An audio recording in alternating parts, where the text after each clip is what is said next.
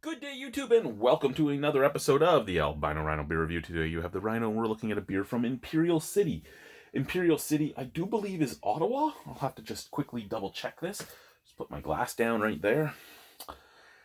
Imperial City Brewhouse, Irish Stout. Beer from here. Brewed in Sarnia. Why did I think Ottawa? Oh, there is a brewery on there from Ottawa. Just keep cold, drink fresh. 4.5% alcohol by volume. What's it say here? So, either you're reading this label to pretend to know your beer, or your bonfire beer, or you're a bona fide. Okay, here's what we're gonna do.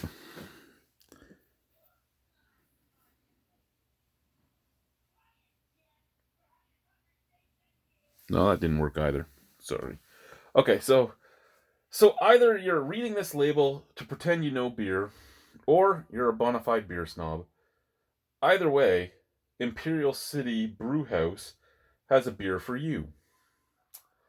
Proudly crafted and something simple by four friends who I can't read shit here. Anyway, I can't read it. My blind eyes are worse. They're getting worse as I live up here. Okay, let's do this.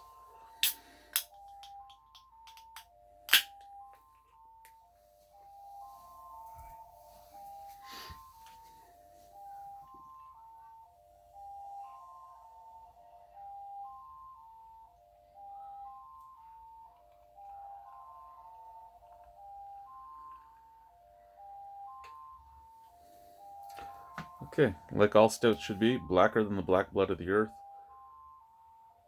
Beautiful mocha head.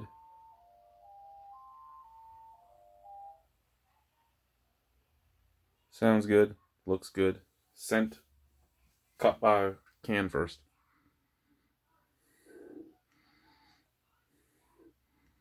Actually, that's sweeter and smokier than I expected it to be. There's a lot of sweetness coming out of the can. There's a lot of smokiness coming out of the can. Didn't expect either of that, to be honest. Glass, the same, but with a little bit of char, a sweetness, and a smokiness. Cheers.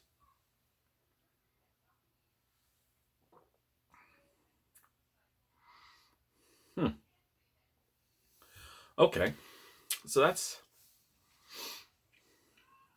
different. Um,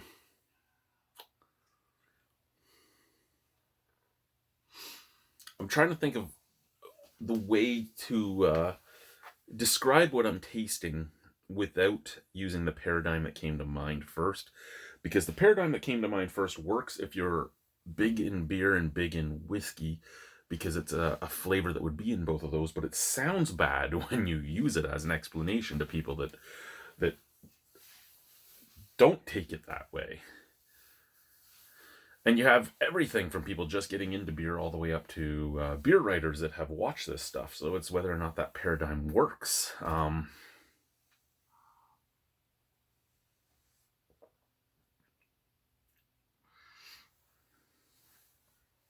Okay, there is a slight under attenuated sweetness to the forefront of this beer.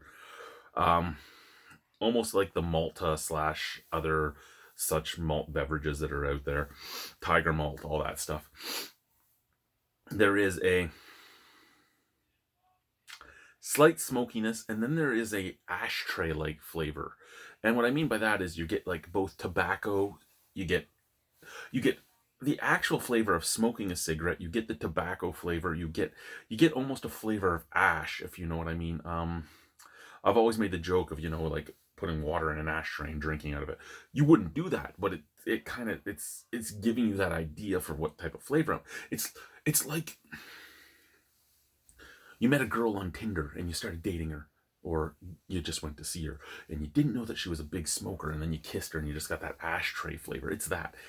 There's ash and tobacco on top of an under attenuated sweetness, with a char, with a coffee flavor, with a burnt wood. Like, the char is actually past char, it's burnt wood, but I don't know if it's only burnt wood because there's that ash and tobacco flavor.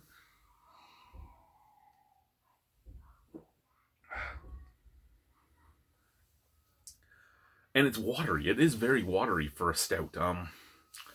I don't know if I'm just getting. No, see, I can't even use that because that would make a stout seem even heavier. I was gonna say I don't know if it's because the only thing I can get up here really is bud, unless I order from outside of here. But no, that would make a stout feel even worse. This feels fairly light. It is a lighter ABV, but it's a fairly light beer. The sweetness and the ash are the two strongest flavors on this. Doesn't mean that it's a bad flavor. It's just not what I particularly like in a stout. And I've had a lot of stouts that have that smoky, tobacco-ish flavor, maybe slight little touch of like leather type of thing. I've had a lot of them with that, but this has that burnt wood, this has that tobacco, this has that coffee, this has that slight little leathery taste, this has that sweetness. It's a good stout. It's just not my stout, if you know what I mean. So the 13 barrel stout I gave a 925, and this is about as light as the 13 barrel stout. So the lightness isn't my biggest problem. With this one, it's the flavor, and the flavor again isn't bad. It's just not what I personally like. Does it fit?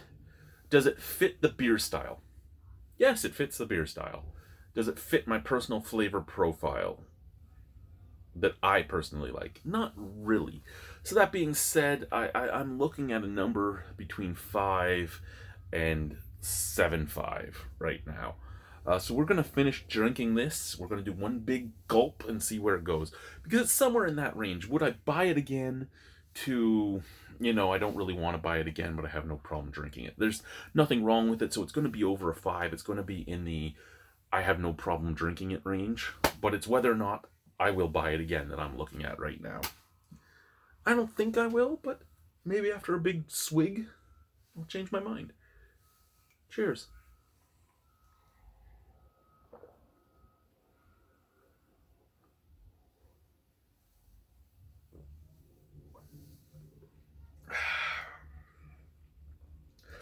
So it went down rather well. Again, there is that under attenuated sweetness, and there's that tobacco flavor. Would I buy it again?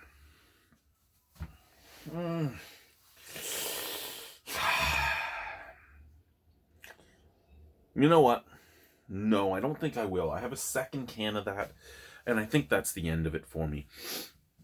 That being said, I'll give that the highest grade that I can give something that I will not buy again, and that's a 6.75 out of 10. And again, that's not saying that this is a bad beer. My rating scale goes on again whether or not I really liked it and whether or not I could see myself buying it again. This is getting the highest mark of the things that I will not buy again, but it's in that range of I have no problem drinking it. There's nothing wrong with it. It's just not something I'm going to spend money on again. So 6.75 out of 10 for the Imperial City Irish Stout. Thank you guys. Bye. Sorry.